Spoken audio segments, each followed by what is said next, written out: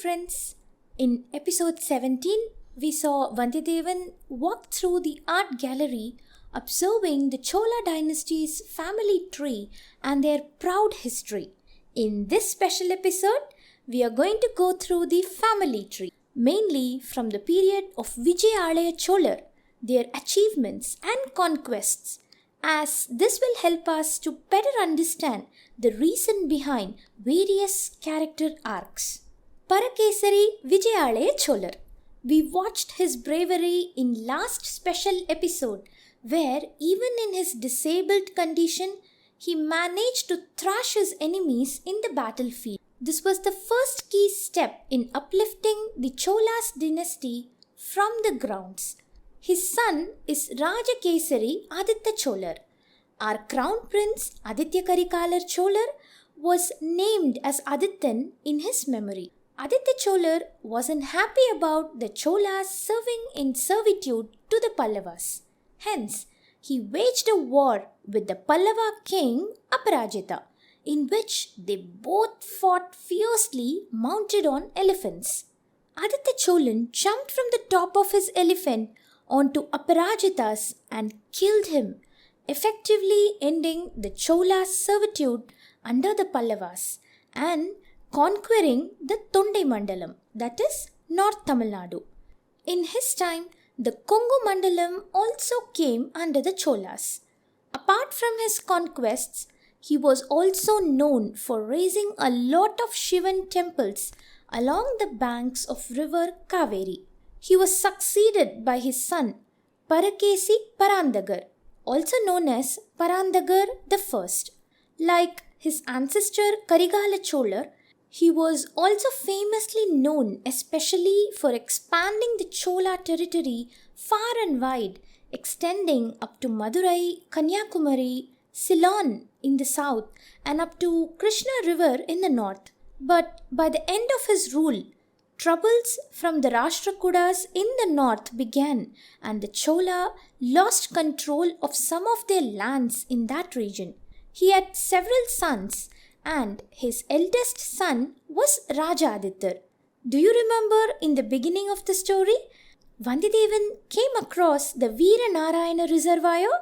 It was constructed by Raja Aditya and he named it after his father as Veera Narayanan, was one of his titles.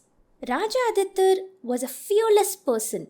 He always faced his enemies front and center, and because he was invincible, his Rashtrakuda enemies defeated him by treacherously stabbing him with a dagger from behind while he was on his elephant.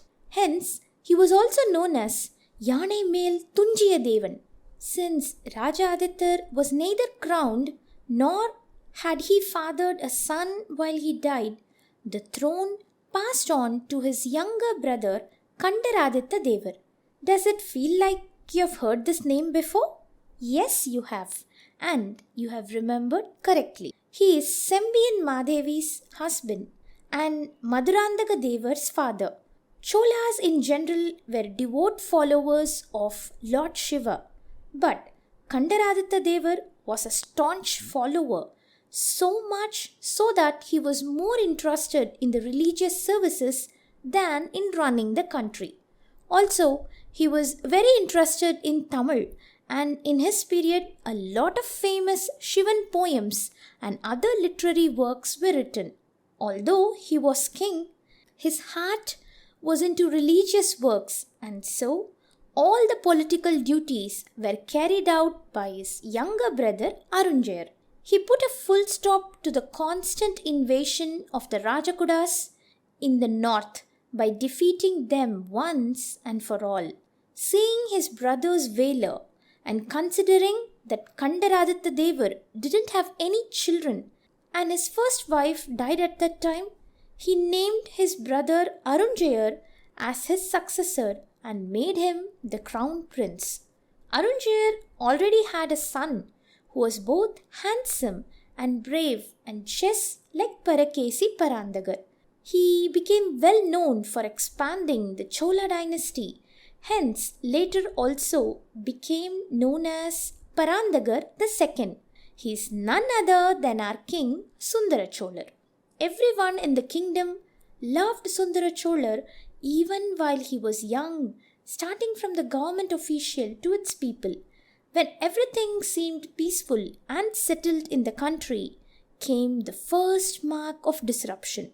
Kandaraditya Devar was deeply religious and refused to take another wife after the death of his first wife, met an equally religious and devout woman.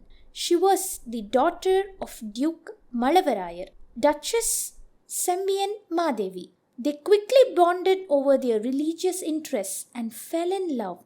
He married her and had their son Madhurandaga Devar. This was the reason for the age difference between Sundara Cholar and Madhurandagar. Since neither Kandaraditya Devar nor Sembiyan Madevi wanted anything to alter the arrangements he already made for the kingdom, they both resolved to raise their son for religious duties than politics. When Kandaraditya Devar passed away, Arunjayar succeeded him as decided, but unfortunately, he too passed away within a year. Then came King Sundara Cholar. When Periya Palvettariyar had the secret meeting in Kadambur Palace, he told everyone that Sundara Cholar became king only because Madhurandagar was too young. But that's not the real reason. They were honoring Kandaraditya Devar's wishes. After Sundara Cholar became king, he showed interest in both his people and his kingdom's well-being. He made sure the Rashtrakudas never set foot again. We already know his 3 children. Eldest son is Aditya Karikalar, who beheaded the king Veerapandiyan in order to stop the enemies from invading in the north. He built castles in Kanji and built a golden palace for his father and mother Vanama Devi to come stay with him. Second is their daughter Kundavai, who we already saw as intelligent, skilled and beautiful, and who we will see more and more of from now on in the story. Third is their son Aranmozhivarmar, who we only know as the prince who has sailed to Ceylon for battle. But since we'll see a lot more of him in the coming episodes, let's stop here. These are some of the main characters that will greatly impact our story. We promise to come up with more exciting facts about the Chola dynasty relevant to our story to make it an interesting experience for you all. So keep watching Kadhatellaporom channel. Bye-bye.